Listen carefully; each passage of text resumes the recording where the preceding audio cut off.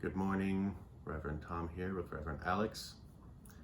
Today, as you can tell, we are not at the sanctuary. There's a socially distanced meditation group that is renting the sanctuary today, and we're here down at the parsonage. I hope that you are doing considerably well after another tumultuous week, and once again, I hope that this is a chance for us to connect not only on an interpersonal level, but on a spiritual level, and kind of go within and take a break. Let's begin as usual with a quick centering moment.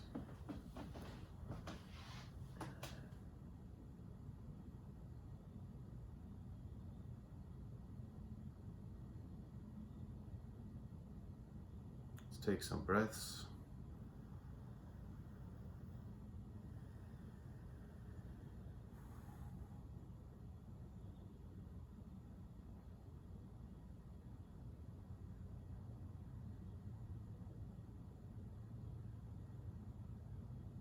Let's be aware of our surroundings.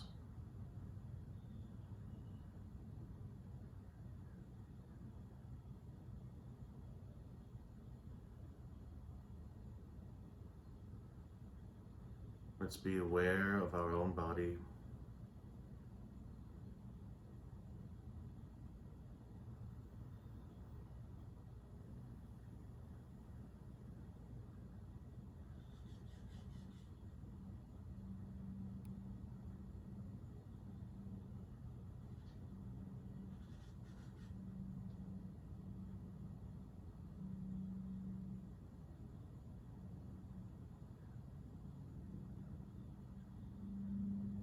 Let's be aware that in this awareness we are together this moment.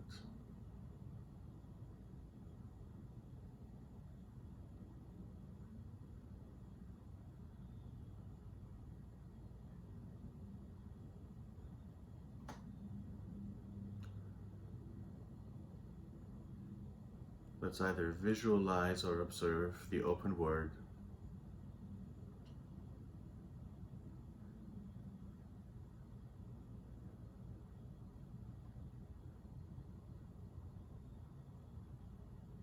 Be present with it.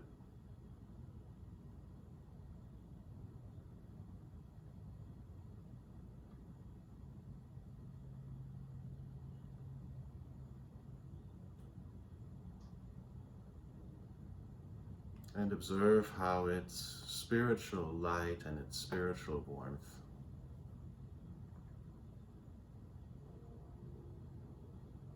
are gently caressing you, illuminating you.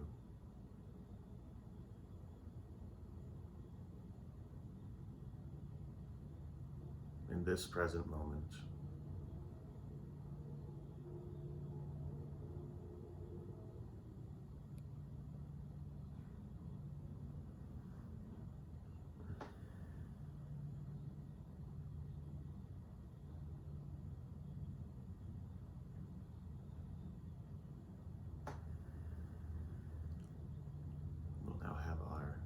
Readings for today.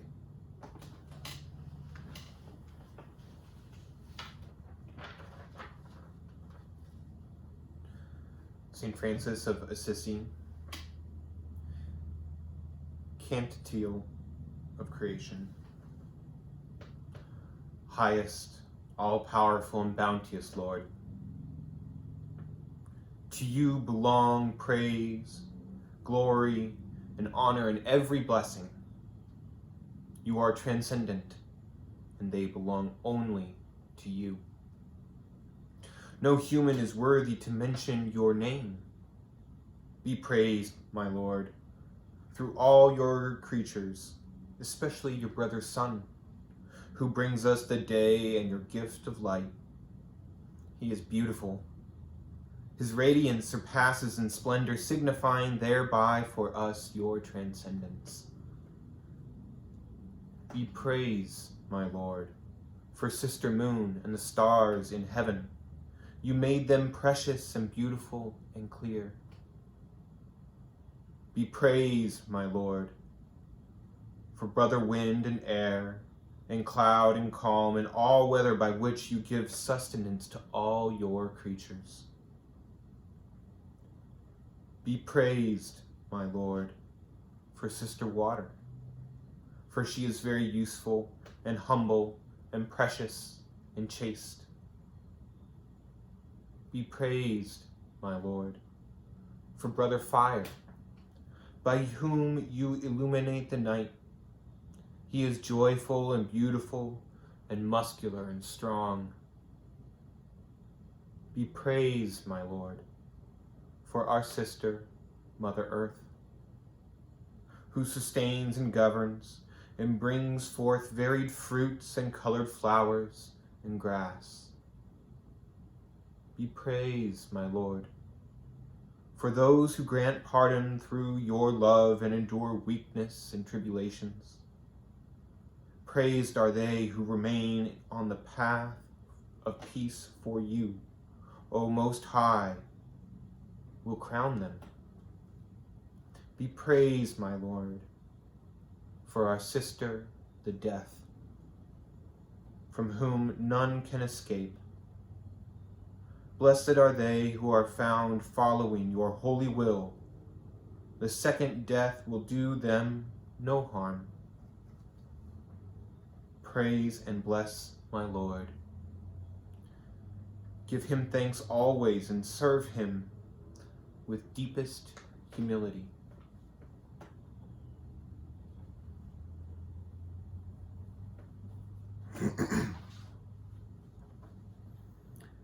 From the writings of Emanuel Swedenborg, Heaven and Hell, Section 8.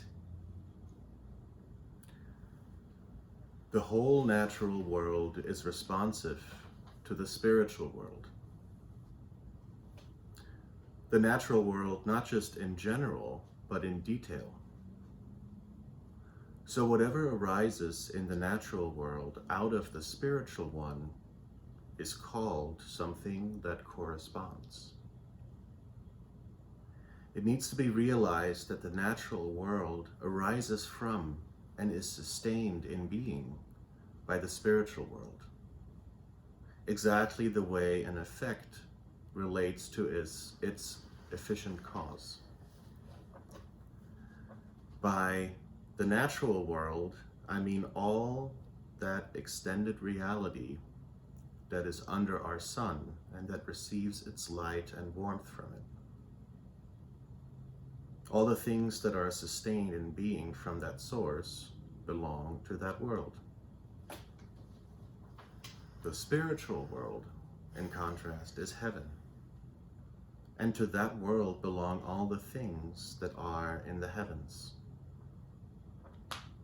Since a human being is a heaven and a world in least form, in the image of the greatest, there is a spiritual world and a natural world within each of us. The deeper elements which belong to our minds and relate to our intelligence and volition constitute our spiritual world, while the outer elements which belong to our bodies and relate to our senses and actions constitute our natural world. Anything that occurs in our natural world, that is, in our bodies and their senses and actions, because of our spiritual world, that is, because of our minds and their intelligence and volition, is called something that corresponds.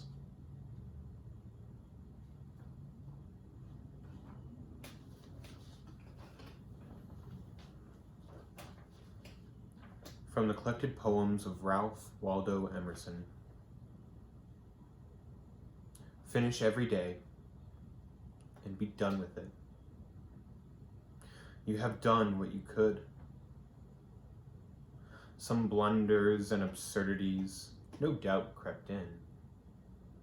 Forget them as soon as you can. Tomorrow is a new day.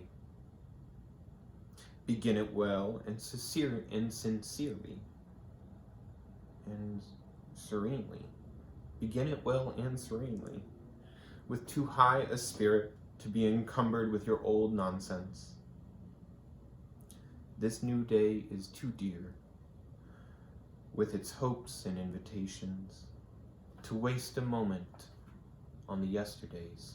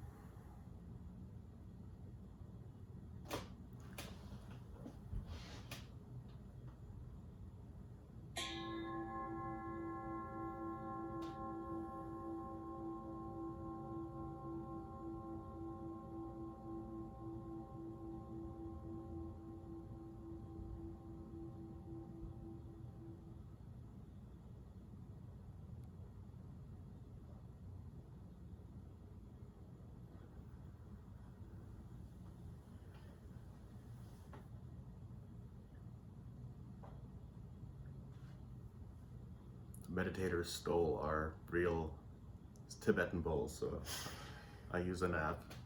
In case you haven't noticed. Stole it. Yeah.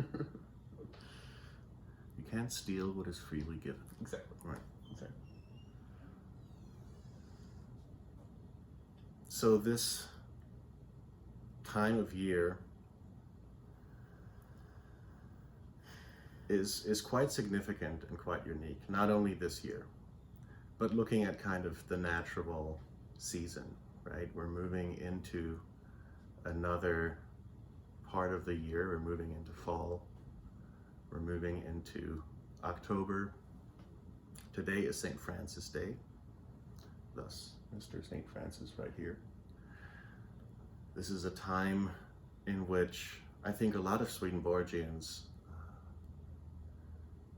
tend to reflect on the spiritual correspondences of the natural world, just as Swedenborg invites us to contemplate nature as an image of processes that go on within us.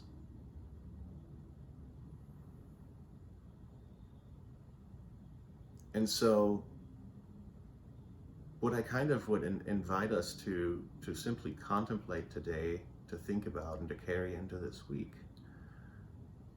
is where we're at in our own journey this year. I feel like a lot of things are very unique about this year, and one of the things that, among all of the tragic elements, one of the things that I think this whole COVID situation and all of the other stuff that's been going on in the world and in this country, one of the things it's done is it's I think made us more aware of the moment. It's made us more open to questioning the things we consider normal, right? And one of the things that I think Swedenborg would argue that stays constant is our spiritual journey. and our regeneration journey, our regenerative journey, as Swedenborg would say. And as we're moving into this new part of the year and this new season, and we are preparing for probably a pretty crazy month ahead, right? And then a super crazy month in November. To kind of once again zoom out and look at the broader picture, including our inner broader picture. To look at the world around us and meditate on what we're seeing in it and how that relates to what we are inside ourselves. To allow ourselves to reconsider what normal is, to be aware of the moment, and maybe to pick some examples of folks that have inspired us. This is one of the reasons I think the tradition of saints and feast days is so beautiful, because they're these, well, not quite living examples, but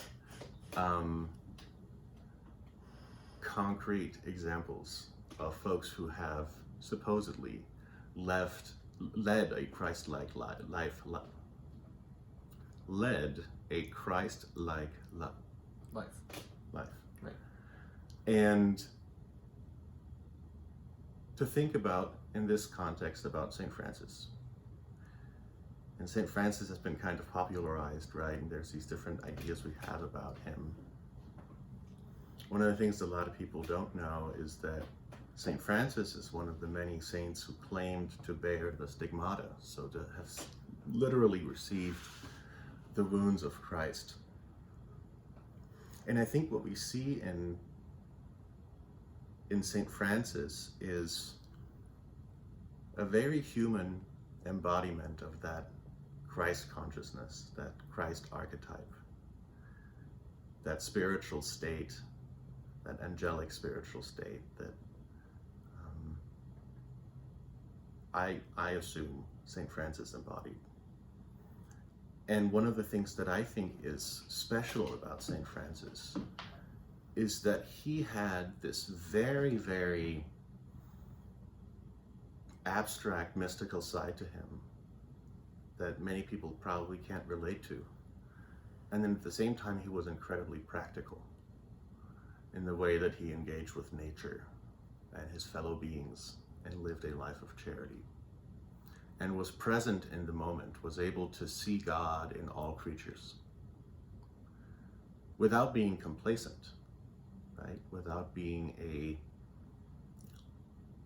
sort of a lone mystic like Swedenborg, perhaps, but living a Christ-like life, literally and metaphorically embodying the hands and feet of Christ. And so that's a lot of thing to sort of throw at you, right? But I think the gist of it is simply, let's once again go within, look at this part of the year, and as we go through this new week and enter into this new part of the year, let's see if we can strike that balance between being present with ourselves, with our internal selves, and to be present with each other externally. And I'd love to have some conversation about all of this in our coffee hour at 11:30. Before we end, let's have a little prayerful moment.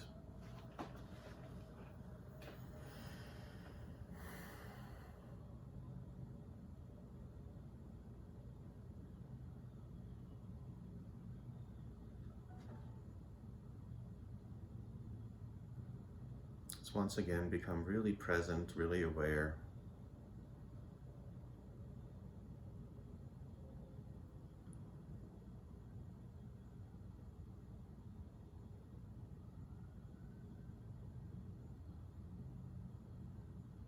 And amid all of the different thoughts and ideas and sensory input. Let's once again focus on the open word.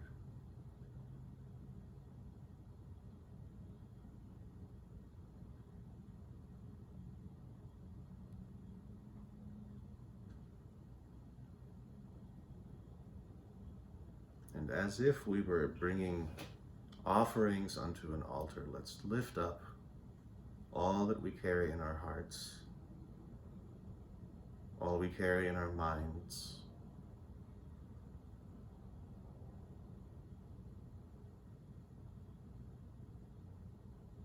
all the people we care about, the people we may not care about. And we ask for that indiscriminate light that radiates from the word to bless all beings, to open ourselves up, to be receptive to it.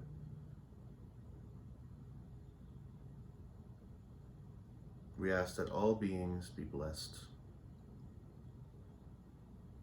all people who are sick, all people who are at war, internally or externally,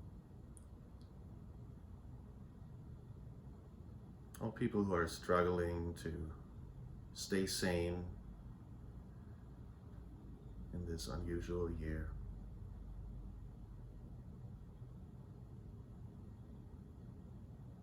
Let's lift up all the people we love, all the people we have a hard time loving. And simply ask for blessing.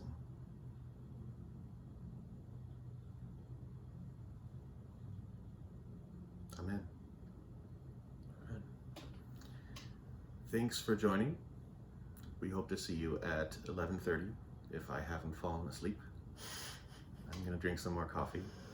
And yeah, just looking forward to having some convo, and catching up, and having some caffeinated beverages together. All right. Peace and power.